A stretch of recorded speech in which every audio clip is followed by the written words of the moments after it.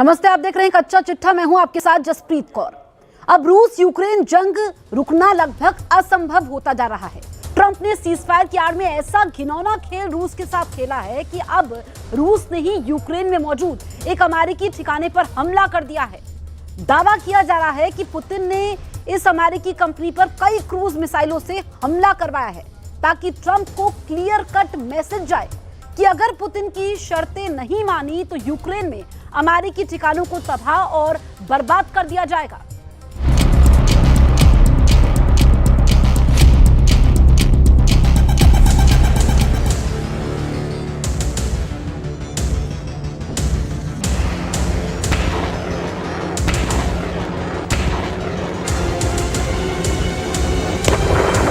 रूस के खिलाफ उतरे टाइफून जेट, पुतिन के तूफान से कांपा यूक्रेन।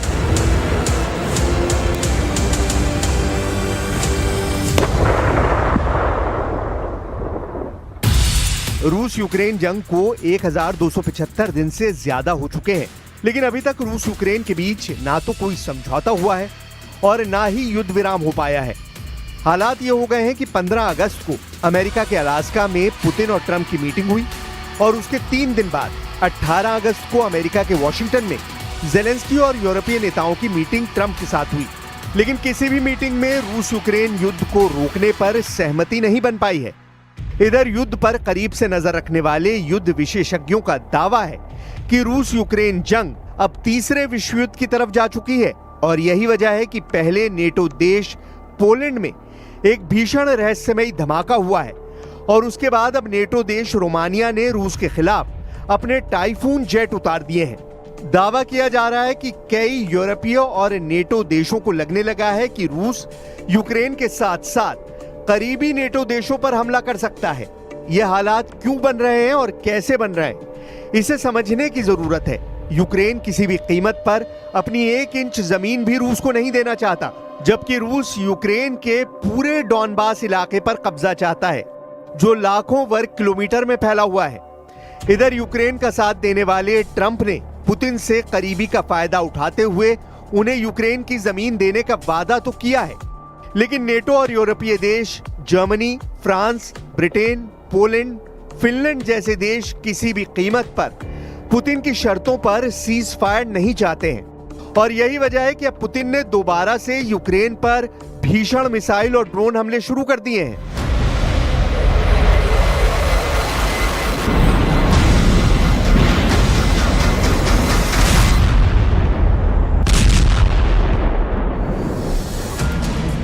रूस के खिलाफ उतारे नेटो ने टाइफून जेट। यूक्रेन जंग यूक्रेन के साथ साथ तेजी से यूरोपीय और नेटो देशों में फैलने लगी है।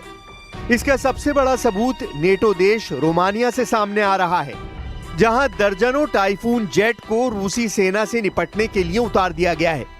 हैरानी की बात तो यह है कि रोमानिया ने यह कदम ऐसे वक्त में उठाया है जब यूक्रेन और रूस के बीच बातचीत की जोर शोर से तैयारियां हो रही हैं। जो खबरें आ रही हैं वो बेहद डराने और चौंकाने वाली हैं। यूक्रेन पर रूसी हमलों के बीच नेटो ने टाइफून जेट विमानों को तैनात किया है। यूक्रेन पर बड़े पैमाने पर रूसी ड्रोन और मिसाइल हमलों के बीच नेटो सीमा के पास इज़्माइल में डैन्यूब नदी बंदरगाह के बुनियादी ढांचे पर रात भर रोमानिया से 2 दर्जन लड़ाकू विमानों को तैनात किया गया है। रोमानिया के राष्ट्रीय रक्षा मंत्रालय के मुताबिक नेटो के उन्नत वायु मिशन के तहत रोमानिया के मिहाइल कोग्लिनिसेनु एयरबेस पर तैनात जर्मन यूरोफाइटर टाइफून विमान को यूक्रेन से लगी सीमा क्षेत्र में तैनात किया गया है। विशेष रूप से उत्तरी तुलसिया काउंटी की स्थिति पर नजर रखने के लिए भेजा गया है। तुलसिया शहर से नदी के पार स्थित इज़्माइल बंदरगाह रोमानियाई शहर की ऊंची जमीन से साफ दिखाई देता है। रोमानिया में मौजूद जर्मन जेट उस समय हवा में थे जब यूक्रेन की सेना ने बताया था कि यूक्रेन के ओदेसा समेत देश के 20 स्थानों पर 93 ड्रोन और 2 बैलिस्टिक मिसाइलें रूस ने दागी हैं। दावा किया गया है कि कोई भी रूसी जेट या ड्रोन रोमानियाई हवाई क्षेत्र में प्रवेश नहीं कर सका और जर्मन जेट सुरक्षित रूप से बेस पर लौट आए। ये घटना साबित करती है कि अब रूस के खिलाफ नेटो देश भी जंग में सीधे उतरने की कोशिश करने लगे हैं।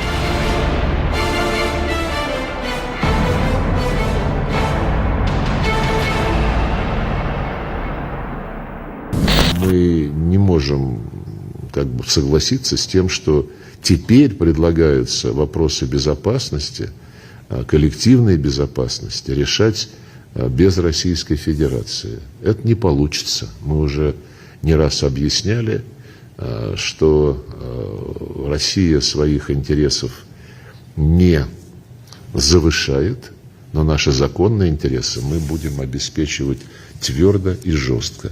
И я уверен, что на Западе, прежде всего в Соединенных Штатах, прекрасно понимают, что всерьез обсуждать вопросы обеспечения безопасности без Российской Федерации – это утопия, это путь в никуда.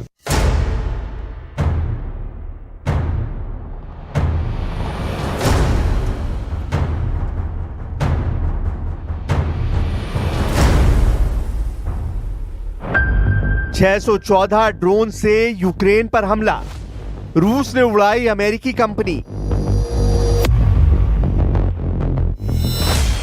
हैरानी की बात है कि 15 अगस्त को ट्रंप पुतिन मीटिंग, 18 अगस्त को जेलेंस्की यूरोपीय नेताओं की ट्रंप से मीटिंग के महज 48 घंटे के अंदर यूक्रेन पर अगस्त महीने का सबसे बड़ा हवाई हमला हुआ है।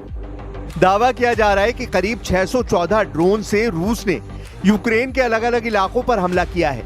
रूस के इन हमलों में यूक्रेन के साथ साथ यूक्रेन में मौजूद एक अमेरिकी कंपनी की फैक्ट्री को भी उड़ा दिया गया है, जिसके वीडियो और तस्वीरें खुद राष्ट्रपति जेलेंस्की ने सोशल मीडिया पर पोस्ट की हैं। पहले आप ये देखिए यूक्रेन पर पिछली रात कितने भीषण हमले कहां हुए हैं। अमेरिका की कोशिशों के बावजूद हालात काबू में आते नहीं दिख रहे हैं। रूस और यूक्रेन दोनों तरफ से हवाई और ड्रोन हमले जारी हैं। 21 अगस्त को रूस ने यूक्रेन के कई इलाकों में मिसाइल और ड्रोन से बड़े हमले किए।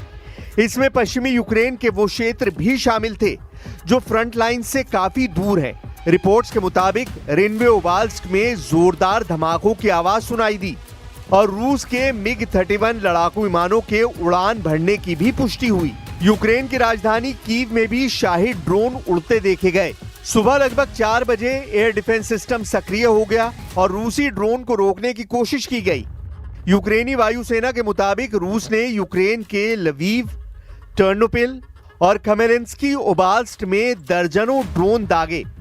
लवीर ओबाल्स्ट के जोलोचिव जिले में ड्रोन की मौजूदगी की पुष्टि स्थानीय गवर्नर ने की। रूस के इन हमलों से साफ होता है कि शांति वार्ता के बावजूद सैन्य तनाव कम नहीं हो रहा है।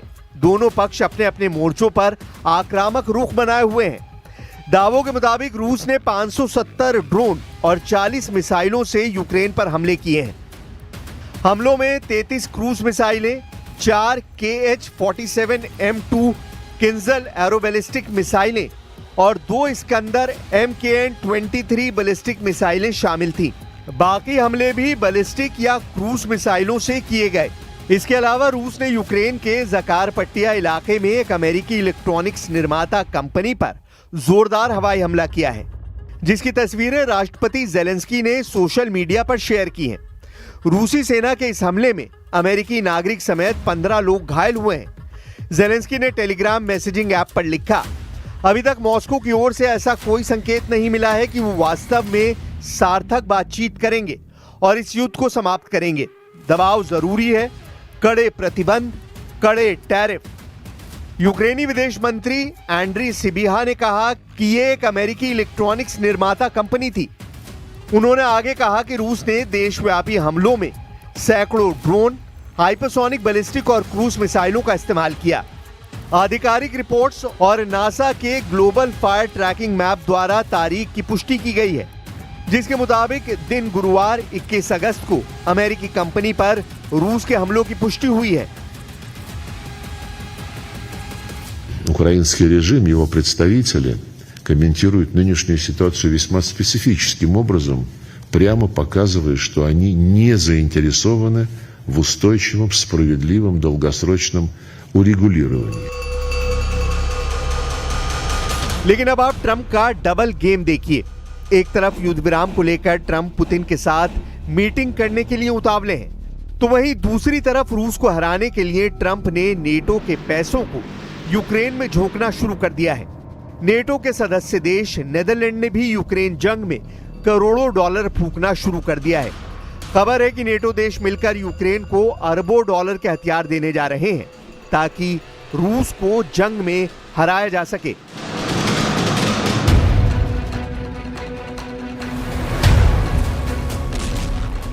फिलहाल नेटो के सदस्य देशों में से एक नेदरलैंड ने यूक्रेन के लिए अमेरिकी हथियार खरीदने के लिए 500 मिलियन यूरो यानी लगभग 4,500 करोड़ रुपए देगा। नेदरलैंड पहला नेटो देश है जिसने अमेरिकी राष्ट्रपति डोनाल्ड ट्रंप के दोबारा चुने जाने के बाद यूक्रेन को अमेरिकी हथियार देने के लिए नए नियम को अपनाया है। 24 फरवरी 2022 को रूस द्वारा यूक्रेन पर बड़े हमले के बाद से अमेरिका यूक्रेन का सबसे बड़ा समर्थक बनकर उभरा है, सिर्फ बातों में नहीं बल्कि पैसों और हथियारों में भी। 12 मार्च 2025 तक अमेरिका यूक्रेन को 66.9 अरब डॉलर यानी 5,86,746 करोड़ रुपए की सैन्य मदद दे चुका है, जिसमें आधुनिक हथियार, गोला बारूद, ट्रेनिंग और जंग के मैदान में रियल टाइम इंटेलिजेंस शामिल है। कुल मिलाकर अमेरिकी कांग्रेस ने यूक्रेन के लिए अब तक 5 बड़े सहायता पैकेज पास किए हैं, जिनकी कुल रकम 175 अरब डॉलर है। इनमें से 128 अरब डॉलर सीधे यूक्रेन सरकार को दिए गए, सिर्फ जंग के लिए नहीं बल्कि आर्थिक और प्रशासनिक जरूरतों को पूरा करने के लिए भी। यूक्रेन को सिर्फ अमेरिका ही नहीं बल्कि करीब 50 सहयोगी और साझेदार देश भी हथियार भेज रहे हैं। इन सब की सामूहिक मदद में शामिल हैं 10 long range multiple launch rocket system, 178 लंबी दूरी की तोपें, लगभग 1 लाख गोले, करीब 2.5 लाख एंटी टैंक हथियार, 359 टैंक, 629 बख्तरबंद गाड़ियां और लड़ाकू वाहन, 8,214 शॉर्ट रेंज एयर डिफेंस मिसाइलें और 88 हथियारबंद ड्रोन। जो हालात बन रहे हैं उनके मुताबिक अब यूक्रेन और यूरोप के भविष्य का फैसला जंग से ही होगा। आप पुतिन के खौफनाक इरादों का इसी से अंदाजा लगा सकते हैं कि एक तरफ यूक्रेन ने अमेरिका में बने F-16 जेट और फ्रांस से मिले मिराज 2000 जेट से रूस के कम से कम 11 सैन्य ठिकानों पर हमले किए हैं। वहीं दूसरी तरफ रूस के सुखोई और मिग सीरीज के 200 से ज्यादा लड़ाकू विमानों ने यूक्रेन के खार्किव, सूमे, कीव के बाहरी इलाकों पर बेतहाशा हवाई हमले किए हैं। दावा किया जा रहा है कि पुतिन इस वक्त जो जंग कर रहे हैं वो यूक्रेन को ध्यान में रखकर नहीं कर रहे, बल्कि फ्रांस, ब्रिटेन और यूरोप और नेटो देशों को टारगेट करके कर रहे हैं। कुछ खबरों में दावा किया गया है कि यूरोपियन यूनियन और नेटो देश चाहते हैं कि अगर रूस के सैन्य ठिकानों को हवाई हमलों से तबाह कर लिया तो फिर रूस को काबू करना आसान हो जाएगा, जबकि पुतिन की रूसी सेना इस वक्त जमीन से लेकर आसमान तक यूक्रेनी सेना के चीथड़े उड़ाने में लगी है।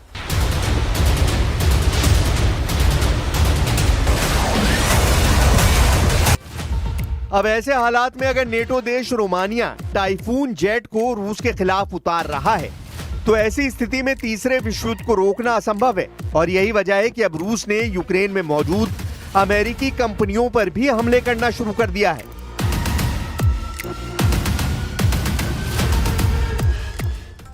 ईरान ने अब अपनी सैन्य ताकत का नया चेहरा दिखाने का ऐलान कर दिया है।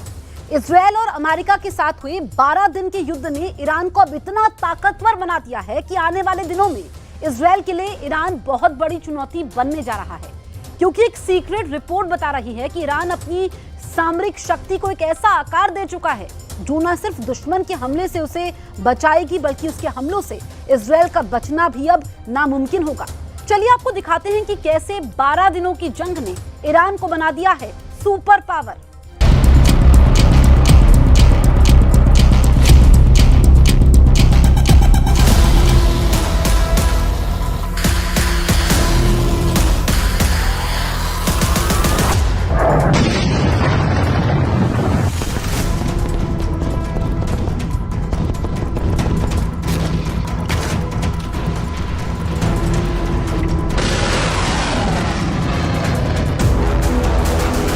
क्या ईरान ने तैयार कर लिया है बख्तरबंद किला?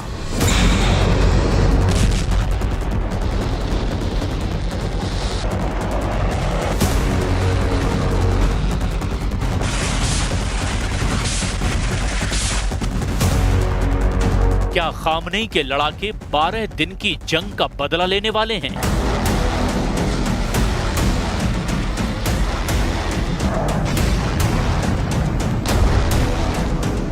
क्या ईरान अब इजराइल को सबक सिखाने वाला है?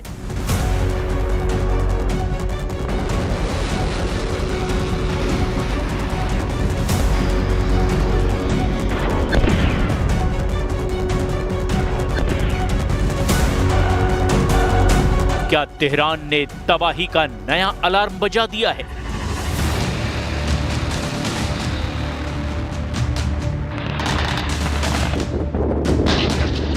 ये सवाल अतिशयोक्ति नहीं है, ना ही ये सवाल हवा में उठ रहे हैं। इन सवालों के पीछे वो चिंगारी धीरे धीरे सुलग रही है जिसे ईरान के सुप्रीम लीडर अयतुल्ला खामनेई हवा दे रहे हैं। इन सवालों के पीछे एक ऐसा बवंडर उठ रहा है जो किसी भी वक्त ईरान के दुश्मनों के लिए चुनौती बन सकता है, क्योंकि 12 दिनों की जंग ने ईरान को एक ऐसा सबक दिया है जो अब इजराइल को बहुत भारी पड़ने वाला है। यही वजह है कि पश्चिम एशिया में तनाव की लपटें तेज हो चुकी हैं। तेहरान ने न सिर्फ इजराइल के साथ किसी भी संभावित युद्ध की चेतावनी दी है, बल्कि ये भी साफ कर दिया है कि उसने मौजूदा युद्ध विराम प्रस्ताव को खारिज कर दिया है। ईरानी नेतृत्व का कहना है कि हालात किसी भी पल युद्ध में बदल सकते हैं।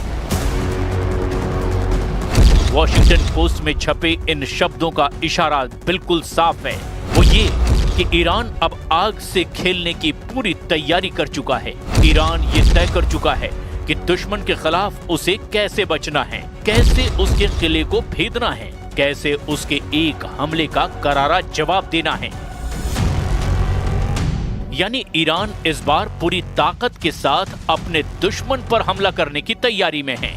लेकिन सवाल ये उठता है कि आखिर ईरान ऐसा क्या कर रहा है कि अब उसका एक एक कदम इजराइल पर भारी पड़ने वाला है।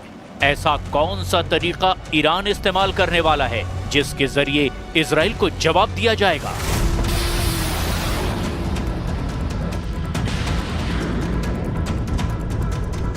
यहीं से कहानी उस तरफ मोड़ लेती है जहां से पश्चिम एशिया में महायुद्ध का नया बबल क्रिएट हो रहा है। एक ऐसा बबल जो किसी भी वक्त फूट सकता है, बिना किसी चेतावनी के, बिना किसी आहट के। इसीलिए अब ईरान के उस प्लान को समझना होगा जिसकी वजह से ईरान इजराइल पर भारी पड़ने वाला है। दावा किया जा रहा है कि ये एक ऐसा प्लान है जिसे बेहद सीक्रेट तरीके से अंजाम दिया जा रहा है। इस प्लान को अंजाम तक पहुंचाने के लिए ऐसे तरीकों का इस्तेमाल किया जा रहा है ताकि इजराइल की खुफिया एजेंसी मोसाद को किसी भी एक्शन की भनक न लगे। लेकिन सबसे पहले समझते हैं उस मिलिट्री ड्रिल की कहानी जिसे ईरान ने 12 दिनों तक चली जंग के बाद पहली बार अंजाम दिया।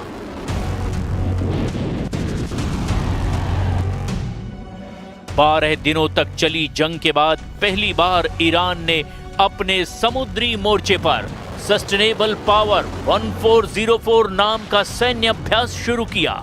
ये ड्रिल महज एक एक्सरसाइज नहीं बल्कि एक बड़े संदेश का हिस्सा है। फारस की खाड़ी से लेकर ओमान की खाड़ी और अरब सागर तक फैले इस युद्धाभ्यास में ईरान की नौसेना ने अपने सबसे घातक हथियारों का प्रदर्शन किया। ड्रिल में शामिल वॉरशिप ने लंबी दूरी की क्रूज मिसाइलें दागी जिसका लक्ष्य सैकड़ों किलोमीटर दूर समुद्र में तैनात नकली दुश्मन जहाज थे। साथ ही ड्रोन स्वार्मिंग टेक्नोलॉजी का इस्तेमाल करके दिखाया गया कि किस तरह से ईरान एक साथ कई फ्रंट पर दुश्मन को घेर सकता है। ईरानी नौसेना के प्रवक्ता का साफ कहना है, ये अभ्यास हमारी आत्मनिर्भरता और दुश्मन को हर हाल में जवाब देने की क्षमता को दिखाता है। इस ड्रिल के दौरान जो वीडियो सामने आ रहे हैं उसकी धमक पूरे पश्चिम एशिया में सुनाई दे रही है। ईरान के जंगी जहाज एक साथ क्रूज मिसाइलों की बौछार कर रहे हैं। ड्रोन दस्तों के जरिए आसमान में बना सुरक्षा कवच तैयार किया गया। ये तस्वीरें न केवल इजराइल बल्कि अमेरिका और खाड़ी देशों के लिए भी बहुत ज्यादा इंपॉर्टेंट हैं। सीधा संदेश है कि ईरान किसी भी संभावित युद्ध में समुद्र को अपनी ढाल और हथियार दोनों की तरह इस्तेमाल कर सकता है। इस अभ्यास का मकसद ये दिखाना है कि ईरान अब ओल्ड जनरेशन मिसाइलों पर निर्भर नहीं। 12 दिनों की जंग में जिन मिसाइलों से इजराइल के बड़े शहरों को हिलाया गया था वो मिसाइलें तो दरअसल पुरानी थी। लेकिन अब ईरान के पास न्यू जनरेशन के मारक हथियार हैं।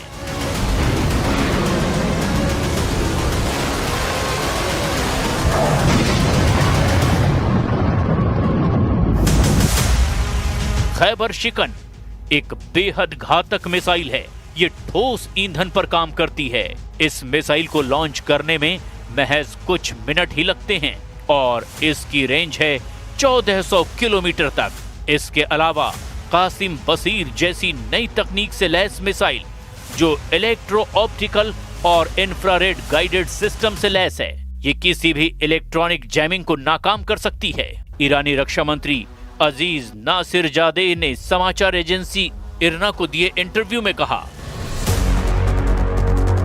12 दिन के ईरान इजरायली युद्ध में इस्तेमाल की गई मिसाइलें कुछ साल पहले बनाई गई थी। आज हमने पहले की मिसाइलों की तुलना में कहीं ज्यादा क्षमता वाली मिसाइलें बनाई है। ये मिसाइलें हमारे पास हैं। ऐसे में अगर जायोनी दुश्मन फिर से इस साहसिक कार्य पर निकलता है तो हम निसंदेह उसका इस्तेमाल करेंगे।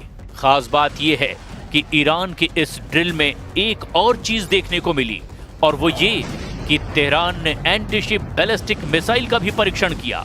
यानी अगर इजराइल या अमेरिका का कोई युद्धपोत फारस की खाड़ी या अरब सागर में घुसता है तो वो मिनटों में निशाने पर आ सकता है। यही वजह है कि इस अभ्यास को लेकर अमेरिकी नौसेना के बीच बेचैनी साफ देखी जा रही है। इस ड्रिल का सबसे बड़ा संदेश यही है, ईरान अब रिएक्टिव पावर नहीं बल्कि प्रोएक्टिव स्ट्राइक फोर्स बनने की तैयारी कर चुका है। अब वो इंतजार नहीं करेगा कि दुश्मन पहले हमला करे, बल्कि हालात बने तो खुद ईरान पहले वार करने में नहीं हिचकिचाएगा। और इसी सोच के तहत ईरान की नौसेना ने 12 दिनों तक चली जंग के बाद अपना पहला बड़ा एक्शन मोर्चा खोला है। तेहरान का दावा है, ये अभ्यास दिखाता है कि इजराइल को अगर फिर युद्ध की आग में झोंका गया तो इस बार जवाब पहले से कहीं ज्यादा घातक और तेज होगा। यही वो संकेत है जिसकी वजह से पश्चिम एशिया एक बार फिर विस्फोटक मोड़ पर खड़ा है। और यही वजह है कि इस मिलिट्री ड्रिल को पूरी दुनिया वॉर वार्निंग के रूप में देख रही है। बड़ी बात यह है कि इस बार ईरान विश्व बिरादरी के सामने इजराइल के मंसूबों का खुलकर जिक्र कर रहा है। वो मंसूबे जिसमें बेन्यामिन नेतन्याहू की तरफ से ग्रेटर इजराइल जैसे शब्दों का इस्तेमाल किया गया। यानी ईरान की तरफ से खुलकर इजराइल की विस्तारवादी नीति को दुनिया के कई देशों के लिए घातक बताया जा रहा है और ये कहा जा रहा है कि इजराइल पश्चिम एशिया को एक अंतहीन युद्ध की आग में झोंकना चाहता है। که نخست وزیر رژیم صهیونیستی مطرح کرد مبنی بر این که خودم رو مأمور تحقق ایده اسرائیل بزرگ میدونم و ما میدونیم که اسرائیل بزرگ به زعم اونها شامل بخش قابل توجهی از سرزمین‌های عربی و اسلامی میشه.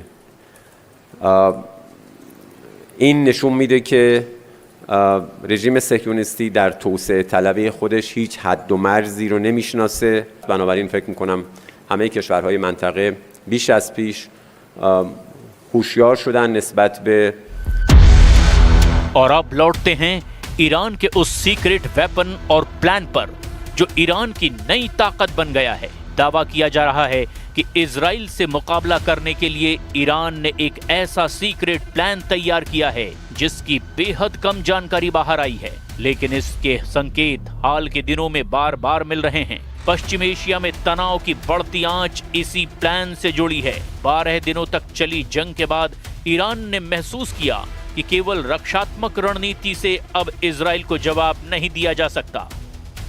इसीलिए तेहरान ने ऑफेंसिव डिफेंस यानी आक्रामक सुरक्षा की नई रणनीति पर काम शुरू किया है। यही सीक्रेट प्लान दरअसल आने वाले दिनों में पूरे क्षेत्र की तस्वीर बदल सकता है। इस सीक्रेट प्लान का सबसे अहम पहलू है मिसाइल नेटवर्क। दावा है कि ईरान ने जमीन के नीचे गुप्त सुरंगों और बंकरों में दर्जनों मिसाइल ठिकाने बनाए हैं। इन्हें अंडरग्राउंड मिसाइल सिटीज कहा जा रहा है। इन ठिकानों से एक साथ सैकड़ों मिसाइलें दागी जा सकती है। इसमें से कई मिसाइलें सटीक निशाना साधने वाली प्रिसिजन गाइडेड तकनीक से लैस हैं।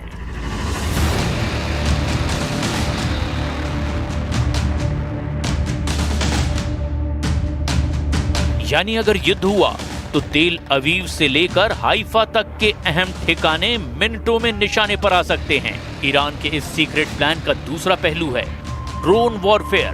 रिपोर्ट्स के मुताबिक ईरान ने पिछले कुछ महीनों में अपनी ड्रोन तकनीक को बहुत तेजी से अपग्रेड किया है। ड्रोन अब सिर्फ निगरानी के लिए नहीं बल्कि सीधे हमले के लिए भी सक्षम हैं। स्वार्म ड्रोन टेक्नोलॉजी के जरिए एक साथ दर्जनों ड्रोन किसी टारगेट पर धावा बोल सकते हैं। इससे इजराइल के आयरन डोम डिफेंस सिस्टम को ओवरलोड करने का प्लान है। यानी पहले आसमान से सैकड़ों ड्रोन छोड़े जाएंगे ताकि इजराइल की रक्षा प्रणाली व्यस्त हो जाए और फिर उसी दौरान लंबी दूरी की मिसाइलें दाग दी जाए। इसी तरह ईरान के सीक्रेट प्लान का तीसरा और बेहद अहम पहलू है साइबर वार, यानी वो तकनीक जिसका इस्तेमाल इजराइल की तरफ से ईरान के खिलाफ वक्त वक्त पर किया जाता रहा है। लेकिन इस बार दावा किया जा रहा है कि ईरान के साइबर कमांड ने पिछले कुछ समय में कई और ट्रायल किए हैं। इजराइल की बिजली व्यवस्था, पानी सप्लाई और कम्युनिकेशन सिस्टम पर हमले की संभावना जताई जा रही है। साइबर अटैक के जरिए दुश्मन की कमर तोड़ना इस प्लान का बड़ा हिस्सा है। इतना ही नहीं, इजराइल को चौथे और बेहद घातक मोर्चे से भी घेरने की तैयारी की गई है और वो है प्रॉक्सी नेटवर्क। ईरान ने पहले ही हिजबुल्लाह, हूथी विद्रोही और गाजा में हमास जैसे संगठनों को अपने साथ खड़ा कर रखा है। सीक्रेट प्लान के तहत अगर इजराइल के साथ फिर से सीधा युद्ध छिड़ता है तो ये संगठन अलग अलग मोर्चों से इजराइल